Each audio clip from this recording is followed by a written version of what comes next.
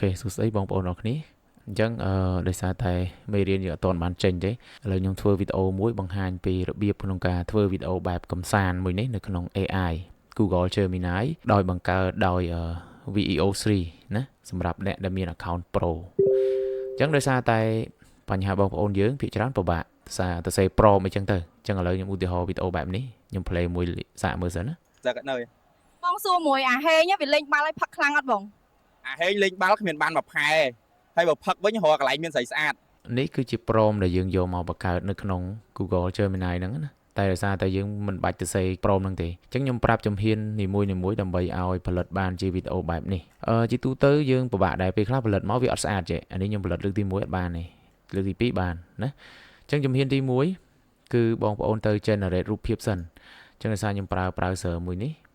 ខ្ញុំទៅបង្កើតរូបភាពសិននេះបង្កើតរូបភាពហ្នឹងបង្កើតយ៉ាងម៉េចយើងទៅបង្កើតរូបភាពដែលតាក់ទងនឹងរូបហ្នឹងអញ្ចឹងរូបភាពតាក់ទងនឹងរូបហ្នឹងចាំបន្តិចខ្ញុំយកព្រមយកមកដាក់សិនហើយចាំឲ្យបងប្អូនយល់អញ្ចឹងដើម្បី generate រូបភាពគឺយើងត្រូវយល់ថាយុគរូបភាពដែលយើងចង់បានហ្នឹងចង់បានបែបម៉េចនេះអញ្ចឹងអត្ថន័យរូបភាពនេះគឺព្រមខាងក្រោមនេះអញ្ចឹងព្រមខាងក្រោមបានមកពីណាព្រមខាងក្រោមហ្នឹងខ្ញុំ copy មកពីមេធំនេះគាត់ទៅសេគាត់ចង់បានអញ្ចឹងណាអញ្ចឹងយើង copy អក្សរហ្នឹងមកអក្សរដែលយើងចង់បានហ្នឹងរៀបរាប់អីគេខ្លះនេះអញ្ចឹងរៀបរាប់មកនៅលើអាវហ្នឹងមានអក្សរនេះបងអូនគួរស្រូវអញ្ចឹងមកនេះអញ្ចឹងនេះជាការសរសេររៀបរាប់យើងសេខ្លីៗក៏បានដែរតែពិតរូបយើងចង់បានឧទាហរណ៍មនុស្សប្រុសម្នាក់វ័យ20ឆ្នាំឈរកាន់កែវស្រាឬក៏កាន់បាល់ហើយពាក់អាវពណ៌ក្រហមមានអក្សរនៅលើអាវអីចឹងយើងរៀបរាប់មកណាហើយមាននារីម្នាក់ឈរសម្ភាសអីចឹងមកមានរបាំងមុខអីចឹងទៅហើយ microphone មានអក្សរ KTV ចឹងទៅអញ្ចឹងយើងមិនមែនយកអក្សរខ្មែរនឹងយកទៅ generate ទេដោយសារតែក្នុងនេះគឺវាស្គាល់ច្បាស់ជាងគេគឺអក្សរអង់គ្លេសអញ្ចឹងខ្ញុំ copy អក្សរនេះខ្ញុំយកមក translate នេះខ្ញុំដាក់ក្នុង Google Translate អញ្ចឹងបងប្អូនដែលអត់ទាន់ចេះប្រើ Google Translate អត់ពិបាកទេបងប្អូនចូលក្នុង Google មកចុចកន្លែងអុចនេះឬបងប្អូនចុចកន្លែង Translate នេះមកឬក៏វាយ google-translate.com នេះមកក៏បានដែរអញ្ចឹងណាអញ្ចឹងយើងយកនេះភាសាខ្មែរមកហើយនេះយកភាសាអង់គ្លេសអញ្ចឹងយើងចុចម៉ៅស្ដាំយើងផាសមកនេះជាភាសាខ្មែរនេះជាភាសាអង់គ្លេសអញ្ចឹងនេះជាភាសាអង់គ្លេសយើងយកទៅ generate រូបភាពណាជំហានទី1ទៅ generate រូបភាពដែលខ្ញុំនិយាយមិញណាអញ្ចឹងយើងចូលមក generate រូបភាពនៅក្នុងណា generate រូបភាពបងប្អូនវាយនៅក្នុង Google Lab នេះឬក៏បងប្អូន search មកឥឡូវខ្ញុំបើក tab មួយទៀតក៏លោកបងប្អូនបាក់រោនេះវាយ Google FX នេះដាក់ lab មានអក្សរ S ហើយចុច Google ហើយ/fx ណានេះបន្ទាប់មកខ្ញុំប្រើនេះជាទូទៅខ្ញុំប្រើនេះណាចុចលើនឹងមកបាច់រួចចូលកន្លែង Enter Tool អាហ្នឹងខ្ញុំ generate រូបភាពបានស្អាតណាបន្ទាប់មកយើងចូលកន្លែងនេះ description នេះមានថាយើង describe អីដែលយើងចង់បានណាអញ្ចឹងយើងមកស្ដាំ copy ផាសអក្សរមិញហ្នឹង paste វាមកអក្សរអង់គ្លេសដែលយើង translate មិញហ្នឹងយើងចុចសញ្ញាព្រួញមកណាចុចសញ្ញាព្រួញទៅបានជារូបភាពឥឡូវរងចាំវាបន្តិចដើម្បីឲ្យធ្វើការ generate រូបភាពនេះឃើញទេ generate រូបភាពបានហើយនេះឥឡូវបងប្អូនពេញចិត្តរូបភាពមួយណាតួស្រីពាក់អាវអីស្លៀកខោខ្លីអញ្ចឹងមកណាអញ្ចឹងឥឡូវខ្ញុំពេញចិត្តរូបនេះខ្ញុំ download ទុកមួយអូខេតបពីយើងបានរូបភាពហើយយើង download រូបទុកហើយយើងទៅប្រើ Google Gemini ដើម្បីឲ្យទៅសេ script ឲ្យ Google Gemini ទៅសេ script យ៉ាងម៉េចនេះឲ្យ Google គាត់ទៅសេ script បែបនេះយើងអត់មានទៅសេអីច្រើនទេនេះអញ្ចឹងបងប្អូនអានមកនេះខ្ញុំដាក់ថាសូមជួយបង្កើត prompt មានន័យថាឲ្យ Google Gemini ហ្នឹងទៅសេ prompt ឲ្យយើងអញ្ចឹងឥឡូវខ្ញុំបើក tab មួយទៀតហើយក៏លោកបងប្អូនអត់ទាន់អញ្ចឹងចូលកន្លែងក្នុង Google Chrome របស់យើងហ្នឹងមកចុចអាសញ្ញាត្រេហ្នឹងដូចគ្នារួចយើងចូលកន្លែង Gemini នេះមកនេះបាច់ចាំបាក់វាយ Google អីញញ៉ៃបន្តមកទៀតយើងចូលកន្លែង search ធម្មតាកុំតន់អាចចុចវីដេអូណារួចយើងទៅសេអក្សរនេះសេខ្មែរមកបាច់បកប្រែម្ដងនេះបាច់បកប្រែអញ្ចឹងខ្ញុំទៅសេថាសូមជួយបង្កើត prompt នេះសេ prompt អង់គ្លេសមកចេញពីរូបភាពនេះបង្កើតជាវីដេអូក្នុង VO3 ណាអញ្ចឹងមានថាដំណាក់កាលហ្នឹងយើងឲ្យគាត់ទៅសេ prompt សិនអត់តន់ឲ្យ generate វីដេអូទេអញ្ចឹងតាមឲ្យតន់ណាមួយឡើយហ្នឹងដោយឲ្យតួអង្គនេះមានន័យថាខ្ញុំប្រើឲ្យតួអង្គទាំងពីរនាក់ហ្នឹងសន្ទនាគ្នាដោយតួនេះតួអង្គស្រីសួរទៅកាន់តួអង្គប្រុសថានេះបងសួរមួយអាហេងវាលេងបាល់ហើយផឹកខ្លាំងអត់បងនេះរួចតួអង្គបរោះនេះបរោះក៏បានឬប្រុសក៏បានដែរតបវិញថានេះអាហេងលេងបាល់គ្មាន បានមួយផែទេហើយបើផឹកវិញរកតែផ្សេងស្អាតឧទាហរណ៍អញ្ចឹងក៏ទួយក្រោយខ្ញុំចង់ឲ្យតួអង្គហ្នឹងសម្ដែងយ៉ាងម៉េចខ្លះឧទាហរណ៍ថាខ្ញុំបញ្ជាក់ថាតួអង្គទាំងពីរជាជនជាតិខ្មែរអញ្ចឹងបានចេញរូបមកវីដេអូមកដូចពួកយើងយករូបមិនជា reference មែនតែពេលយើង generate វីដេអូវាអាចចេញរូបមកបរទេសណាអញ្ចឹងយើងបញ្ជាក់អញ្ចឹងសកម្មភាពសោចសប្បាយឧទាហរណ៍ថាសោចសប្បាយរីករាយអញ្ចឹងទៅយើងដាក់អញ្ចឹងមកតែសប្បាយរីករាយណាអញ្ចឹងយើងមើលព្រមប៉ុណ្ណឹងមានន័យថាគោលបំណងរបស់យើងឲ្យគាត់ទៅសេព្រមមកឲ្យយើងអត់ចេះទៅសេទេព្រោះអីព្រមបង្កើតវីដេអូវាវែងឆ្ងាយអញ្ចឹងយើងទៅសេប៉ុណ្ណឹងមកណាយើងទៅសេប៉ុណ្ណឹងទៅយើងរៀបរាប់អញ្ចឹងមកបន្ទាប់មកយើងចុចសញ្ញាព្រួញនេះទៅ send submit ទៅចុចប៉ាច់មកនេះអូ sorry មិញម្លងតិច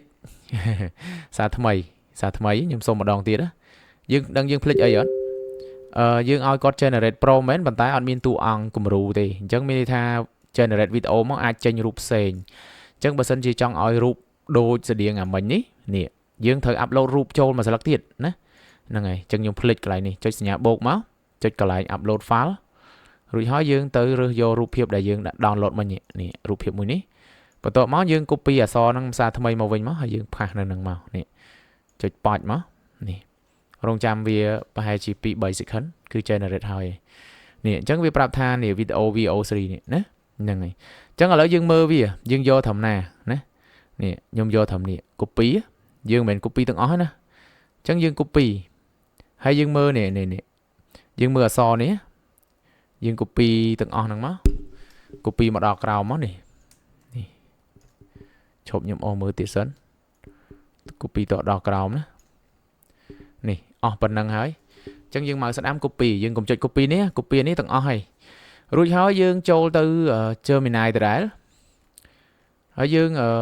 ចូលទៅកន្លែង video នេះចូល video ណាចុច select លើ video ហើយយក new chat មកនេះយក video ណាបន្ទាប់មកយើងផាសនឹងចូលប៉ុន្តែយើងត្រូវមើលសិនកន្លែងមិញវាមានទៅសេស៊ីងអង់គ្លេសនៅក្នុងហ្នឹងណានេះវាដាក់វងកញ្ចក់នេះស៊ីងអង់គ្លេសអញ្ចឹងខ្ញុំលុបស៊ីងនឹងចោលដោយសារអីតែអត់លុបវាអាចនឹងនិយាយចេញជាភាសាអង់គ្លេសណាហ្នឹងហើយនេះអាចនិយាយជាភាសាអង់គ្លេស sorry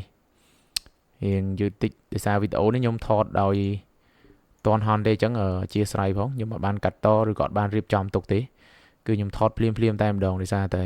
បញ្ញាប់ក្នុងការបញ្យល់អញ្ចឹងយើងលុបចោលនេះអាកន្លែងវងកញ្ចក់នេះនិយាយនេះនេះហេងលេងបាល់អីគ្មានបានមួយអញ្ចឹងអានេះជាតង់អង់គ្លេសទេអញ្ចឹងពេលអានចេញមកអានអង់គ្លេសអញ្ចឹងយើងទុកតែអក្សរខ្មែរបានហើយណាមួយ Google Gemini ហ្នឹងគឺវាស្គាល់ខ្មែរស្រាប់អញ្ចឹងណាអញ្ចឹងអត់បាច់ភ័យថាវាអត់ស្គាល់ទេអញ្ចឹងយើងលុបអានឹងចោលមកយើងចូលមកមើលកន្លែងតង់ទី2តង់ទី1វិញនេះមានទៀតអញ្ចឹងយើងលុបត្រឹមវងកញ្ចក់ហ្នឹងមកដល់ត្រឹមនេះណាឃើញទេអញ្ចឹងពាក្យហ្នឹងគឺជាពាក្យសិញខ្មែរហ្នឹងអញ្ចឹង Google វាអត់ដឹងថាអានថាម៉េចទេអញ្ចឹងឲ្យទុកឲ្យ Google អានតែត្រឹមនេះបានហើយណាហ្នឹងហើយអញ្ចឹងឥឡូវយើងសរេសរងវាប៉ុណ្្នឹងហើយមិនបាច់ចាំអានទាំងអស់ក៏បានព្រោះយើងពេលខ្លះដូចខ្ញុំអត់ចេះភាសាទាំងអស់ហ្នឹងទេយើងអានអត់យល់ទេនៅយល់ហ្នឹងរាប់ម៉ោងលើអញ្ចឹងបាច់ខ្វល់ទេចុចប៉ាច់ទៅអញ្ចឹងបងប្អូនរងចាំបន្តិចប្រហែលជា2ទៅ3នាទីណាសម្រាប់ការ generate video ហ្នឹងនេះវា load ពី1ទៅ2នាទីខ្ញុំនិយាយខុស2ទៅ3នាទីអញ្ចឹងឥឡូវខ្ញុំសូមស្កប់សិនកុំឲ្យបងប្អូនចាំយូរអូខេឥឡូវយើងរងចាំបន្ទាប់ពីយើងរងចាំប្រហែលជា2នាទីមកឬក៏3នាទីមកគឺ Google generate video តាម script យើងបានហើយឃើញទេអញ្ចឹងនេះជា script ដែលខ្ញុំ generate ហ្នឹងគឺចេញមកអញ្ចឹងឥឡូវឧទាហរណ៍ថាខ្ញុំ play មើលបងសួរមួយអាហេងវាលេងបាល់ឲ្យផឹកខ្លាំងអត់បងអាហេងលេងបាល់គ្មានបានមួយខែហើយបើផឹកវិញរកកន្លែងមានស្រីស្អាតអញ្ចឹងយើង download វីដេអូហ្នឹងមកនេះវីដេអូហ្នឹងវា8វិនាទីទេអញ្ចឹងបានប្រហែល2មេជាងណាហ្នឹងហើយអញ្ចឹង